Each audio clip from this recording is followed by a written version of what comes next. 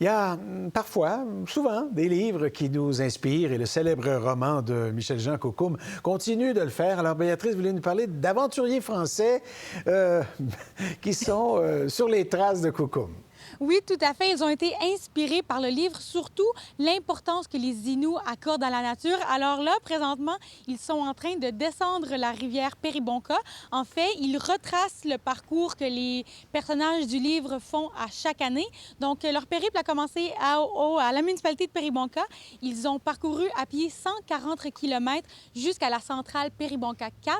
Et maintenant, ils descendent la dite rivière en embarcation gonflable. On peut les écouter sur un peu leur motivation. Cette liberté qu'avaient les Inuits à l'époque par rapport, et puis ce respect de la nature, des animaux, de leur environnement, du Nitassinan. Et donc du coup, pour nous, c'est beaucoup d'émotions. C'est pas juste aller au Québec, faire une descente de rivière. Il y a vraiment tout ce qui va autour et c'est ça qui nous plaît en fait. Bon, écoutez, il y a des rivières, il y a des montagnes en France, nécessairement, mais veut pas, ça veut dire qu'un voyage comme celui-là, il faut quand même, ça nécessite des préparations. Ah oui, vraiment. Par chance, ce n'est pas la première fois que ces hommes font une expédition en sol québécois. Mais il y a quand même eu quelques pépins. Hein. Ils ont perdu leur bagage entre la France et le Québec. Mais maintenant, tout va bien. Il y a la préparation du matériel, oui, mais la préparation mentale, parce que c'est quand même un parcours qui est chargé émotivement.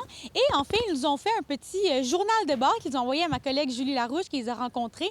Et je vous laisse l'entendre. Ils sont vraiment éblouis par ce qu'ils vivent. On est enfin arrivé à la rivière Péribonka, 2 jours, 140 km de marche en étape, en relais. Une immensité, on a un peu souffert pour arriver, mais c'est quand même grandiose. Dès qu'on voit ça, ça donne envie d'y aller, quoi. Et là, on a les petites bêtes locales qui viennent nous astiquer. Donc on est en admiration devant cette rivière. Si tout se passe bien, leur expédition va se terminer en fin de semaine. On va leur apprendre à dire, ça s'appelle des maringouins, hein, dans le avec pays. les mouches à chevreuil, oui. La mouche à chevreuil aussi, effectivement. Bon, on va retourner avec des souvenirs et des nouvelles expressions. Très bien. Merci, Béatrice. Au revoir. Pour voir nos émissions en entier, rendez-vous sur la chaîne Ici RDI.